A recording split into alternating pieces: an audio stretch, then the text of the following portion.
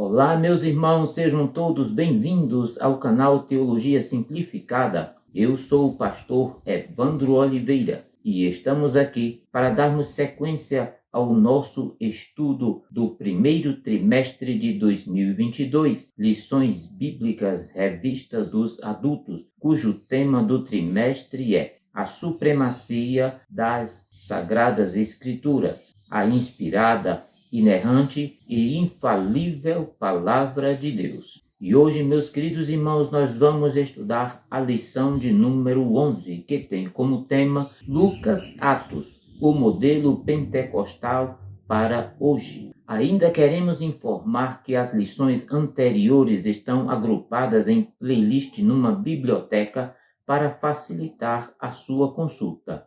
A você que nos tem acompanhado, muito bem-vindo a mais uma aula. E você que chegou pela primeira vez no nosso canal Teologia Simplificada com o pastor Evandro Oliveira, é muito bem-vindo também.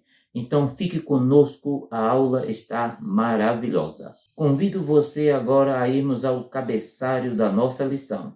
Lição de número 11, que tem como tema Lucas Atos, o modelo pentecostal para hoje. O texto áureo se encontra no livro de Atos dos Apóstolos, capítulo 2 e versículo de número 4, que diz assim: E todos foram cheios do Espírito Santo e começaram a falar em outras línguas, conforme o Espírito Santo lhes concedia que falassem.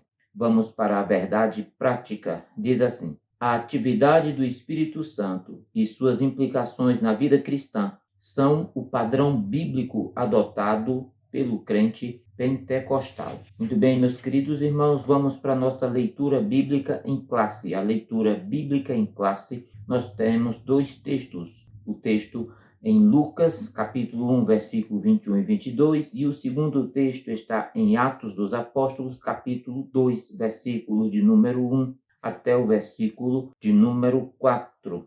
Muito bem, meus irmãos, vamos agora para os objetivos da nossa lição. Os objetivos da nossa lição é, primeiro, enfatizar a ação do Espírito Santo na vida e ministério de Jesus em Lucas. O segundo objetivo, ressaltar que a manifestação do Espírito Santo no ministério da Igreja em Atos é cumprimento da promessa de Deus revelada por intermédio do profeta Joel. E o terceiro objetivo que deve ser alcançado pelo professor em sala de aula é apontar que o batismo no Espírito Santo é uma promessa atual e deve ser buscado por todos os crentes com capacitação para o serviço cristão. Muito bem, meus queridos irmãos, no primeiro ponto nós vamos estudar o Evangelho de Lucas, o Espírito Santo no ministério de Cristo. Nós vamos estudar os seus subtópicos do seu primeiro ponto. No segundo ponto, nós vamos estudar o livro de Atos dos Apóstolos com a temática o Espírito Santo no ministério da Igreja, também com os seus subtópicos. E no terceiro ponto, nós vamos estudar um modelo pentecostal para a Igreja de nossos dias. Muito bem, então não saia daí, fique conosco, a lição está maravilhosa. Muito bem, meus irmãos, vamos ao primeiro ponto da nossa lição, mas antes de continuar, eu quero fazer 3 pedidos a você. Pode ser?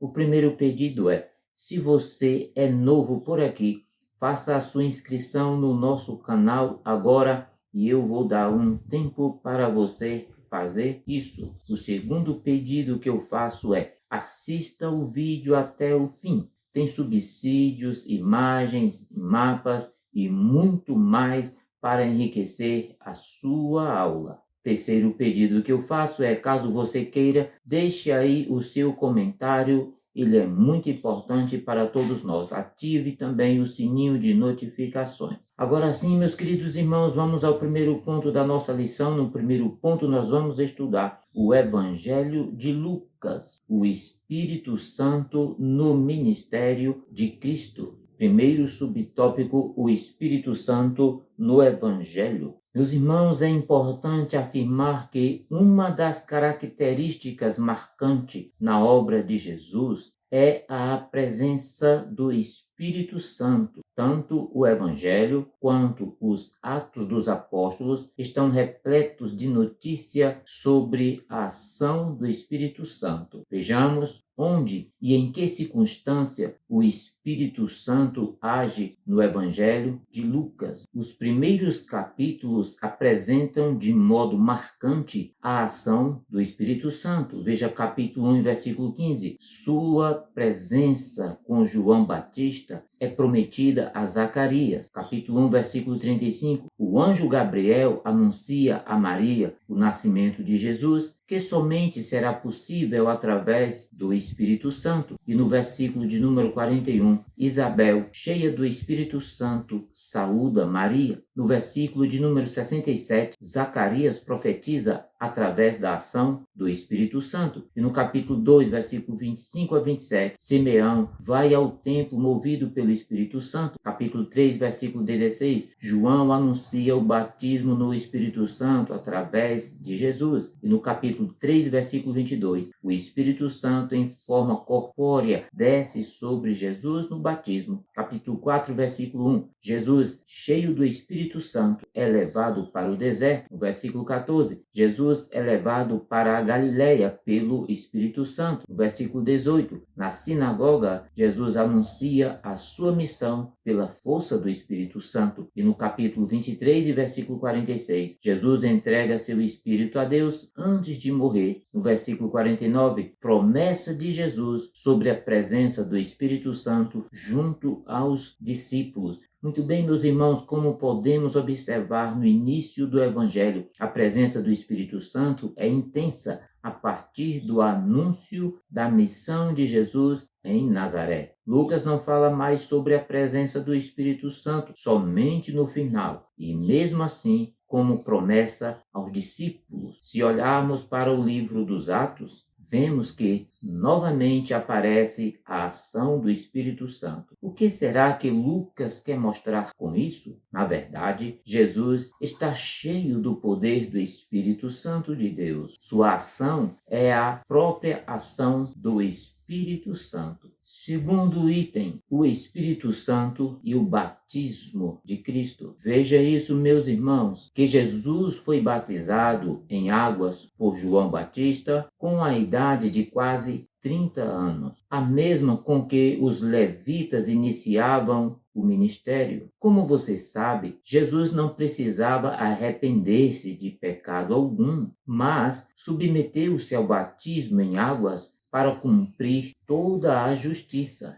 Agora, ao descrever o batismo no Jordão, Lucas informa que, estando o Senhor em oração, ocorreram 3 eventos extraordinários. Primeiro, o céu se abriu. Segundo, o Espírito Santo desceu sobre ele em forma de pomba. E terceiro, ouviu-se uma voz vindo do céu que estava aberto. Meus queridos irmãos, a abertura do céu significa que se segue uma revelação da parte de Deus. A expressão forma corpórea como pomba enfatiza que a descida do Espírito Santo foi uma coisa real, não ilusão, não visionária. E todos testemunharam a voz do céu que dizia a Jesus: Tu és meu filho amado. O céu aberto, o evento da descida do Espírito e a voz que o identificava como Filho de Deus tinham como propósito marcar o início do ministério público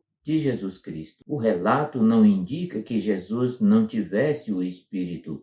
Isso porque ele já tinha o Espírito desde a concepção. Veja isso no Evangelho de Lucas, capítulo 1, versículo de número 35. Terceiro, o Espírito Santo e a tentação de Cristo. Veja, meus irmãos, que imediatamente após o batismo, Jesus foi levado pelo Espírito ao deserto, onde foi tentado pelo diabo durante 40 dias. Foi pelo fato de estar cheio do Espírito Santo que Jesus conseguiu resistir firmemente a Satanás e vencer as tentações que lhe foram apresentadas. Da mesma maneira, a intenção de Deus é que nunca enfrentemos as forças espirituais do mal e do pecado sem o poder do Espírito Santo. Precisamos, meus irmãos, estar equipados com a plenitude e obedecer-lhe a fim de sermos vitoriosos contra Satanás. Um filho de Deus, propriamente dito, deve estar cheio do Espírito Santo e viver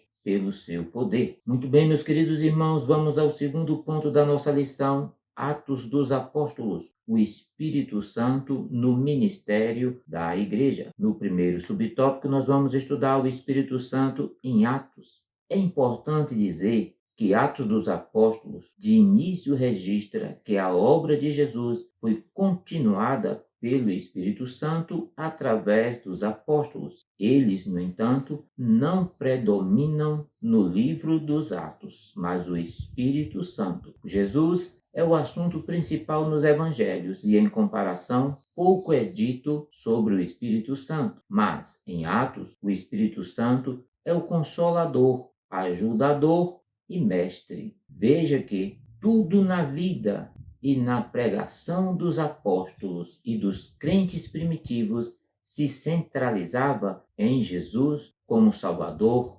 vivo e Senhor exaltado. Esse seria o segundo livro escrito por Lucas para Teófilo. O primeiro tratado para o mesmo foi o Evangelho de Jesus. Tanto Lucas como Teófilo não eram judeus. O nome Teófilo é formado de duas palavras, Deus no grego Theos e amor fraterno no grego Philos. Seu nome pode ser traduzido para amante de Deus, amigo de Deus ou amado por Deus. O título que Lucas lhe dá no capítulo 1, versículo 13 é mais excelente, ou seja, excelentíssimo.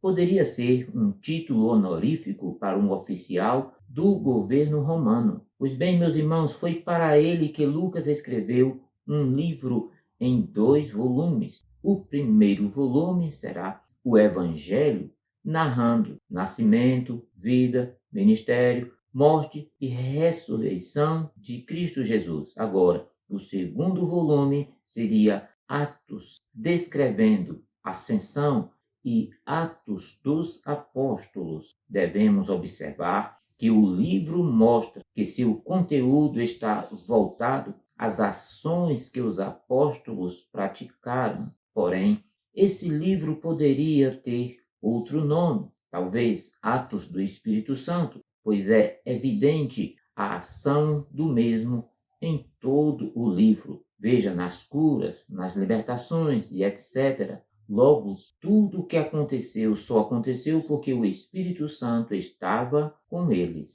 Observe do capítulo 1 ao capítulo 10. Em todos os capítulos aparecem os atos do Espírito Santo. Veja, primeiro, Atos 1 e 5, o Espírito Santo como promessa. Segundo, Atos capítulo 2, versículo 4, o Espírito cumprindo a promessa.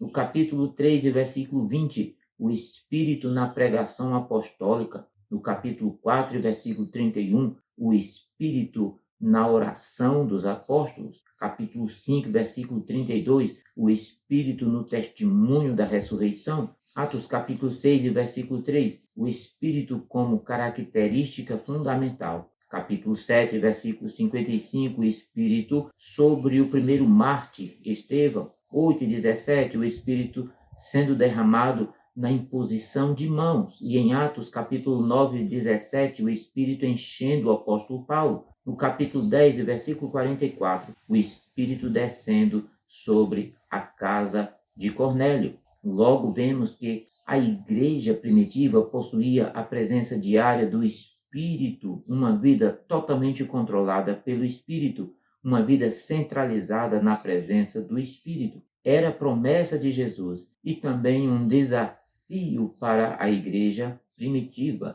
E, meus queridos irmãos, eu vou deixar essas referências aí na tela para que você possa, com calma, fazer uma leitura e um estudo apurado desses textos preciosos da ação do Espírito Santo no livro de Atos dos Apóstolos. Portanto, pegue um papel, pegue uma caneta, faça suas anotações e leve essas anotações para a sala de aula, porque são anotações preciosíssimas para um entendimento da ação do Espírito Santo no livro de Atos dos Apóstolos. Segundo item, a promessa cumprida no Pentecoste. Quando lemos Atos capítulo 2, Lucas nos narra um fato histórico importante, o cumprimento da promessa do Pai em enviar o seu Espírito Santo.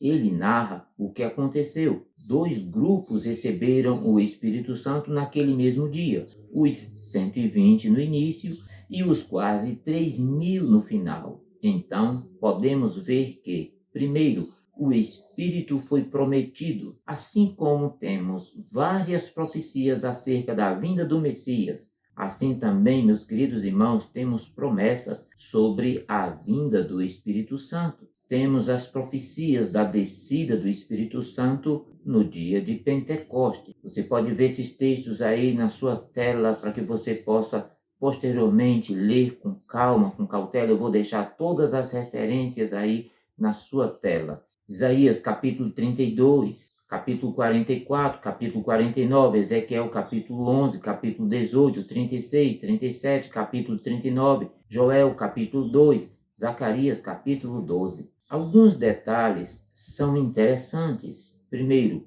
o local da descida seria Jerusalém, por determinação de Jesus, Atos capítulo 1, versículo 4. Segundo, Jesus comissiona novamente a igreja, mas recebereis poder ao descer sobre vós o Espírito Santo, e sereis minhas testemunhas, tanto em Jerusalém, como em toda a Judéia e Samaria, e até aos confins da terra. Atos capítulo 1, versículo 8. Terceiro, os discípulos resolveram esperar em oração perseverante e unânime. Atos capítulo 1, versículo 13 e o versículo 4, que diz assim: quando chegaram, subiram ao aposento onde estavam hospedados. Achavam-se presentes Pedro, João, Tiago e André, Filipe, Tomé, Bartolomeu e Mateus, Tiago, filho de Alfeu, Simão, o Zelote e Judas, filho de Tiago. Todos eles se reuniam sempre em oração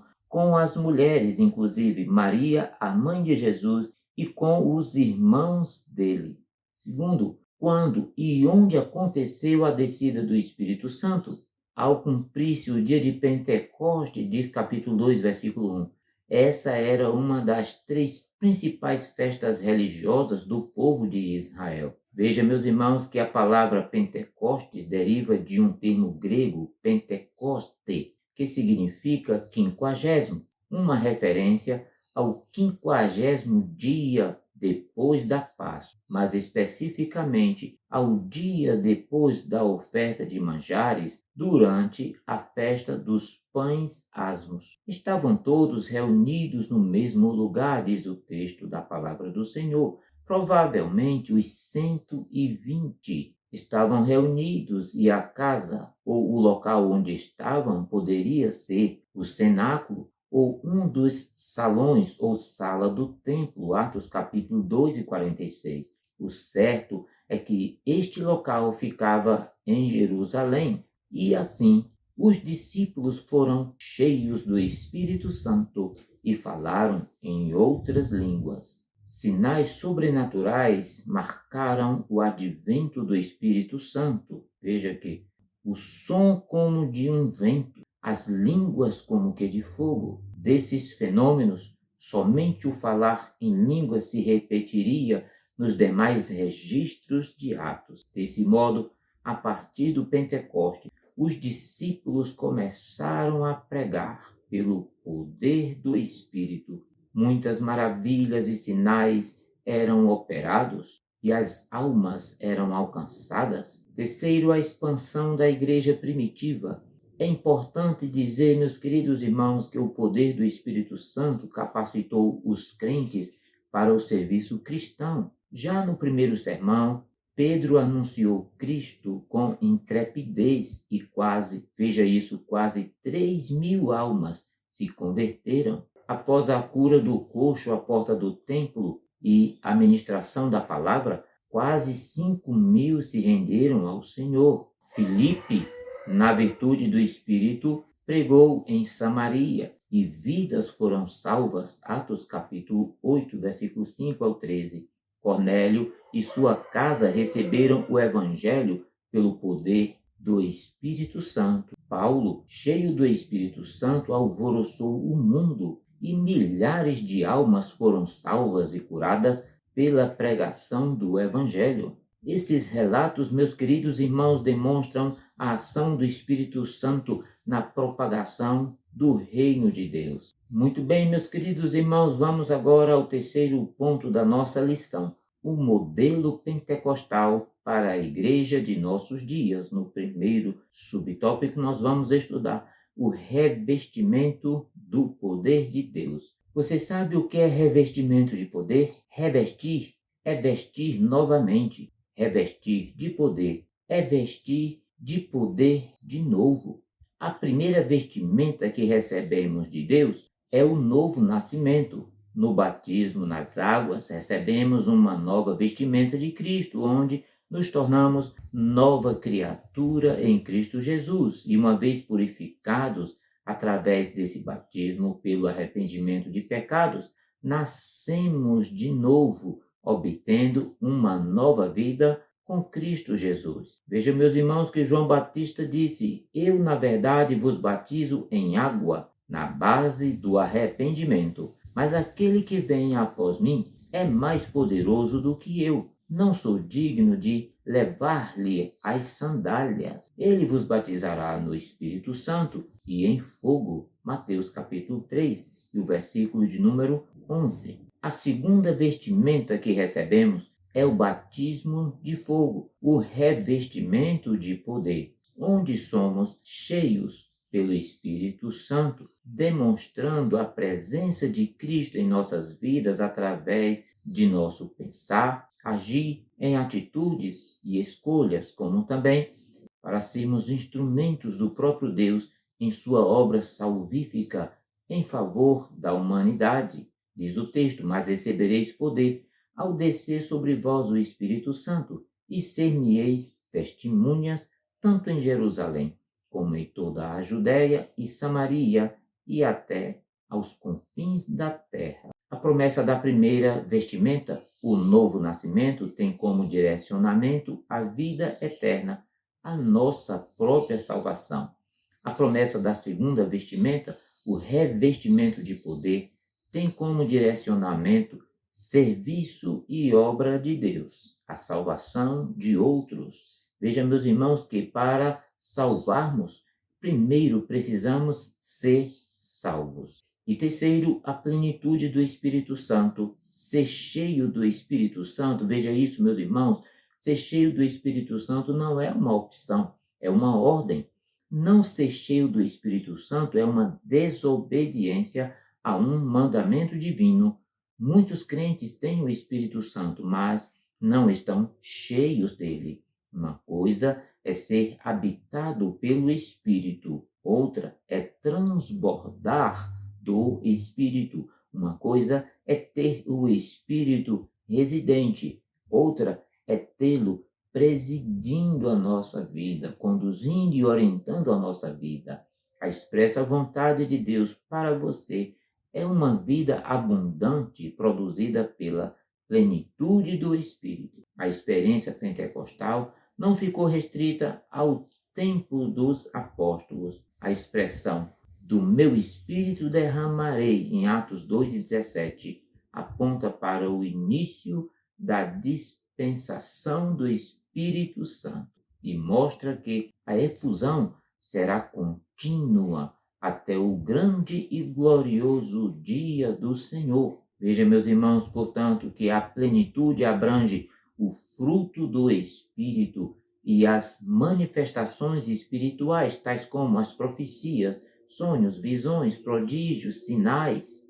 Assim, o Espírito permanece em ação na vida da igreja. Ele é que capacita e conduz o povo de Deus. Em razão disso, a Bíblia ensina: enchei-vos do Espírito, em Efésios capítulo 5, e versículo de número 18. Muito bem, meus queridos irmãos, estamos chegando ao fim da lição de hoje. Não esqueça de ativar o sininho de notificações, assinar o nosso canal e comentar e compartilhar esse vídeo aí na sua igreja com amigos e irmãos. Muito obrigado pela sua companhia e até a próxima semana. Que Deus em Cristo vos abençoe sempre.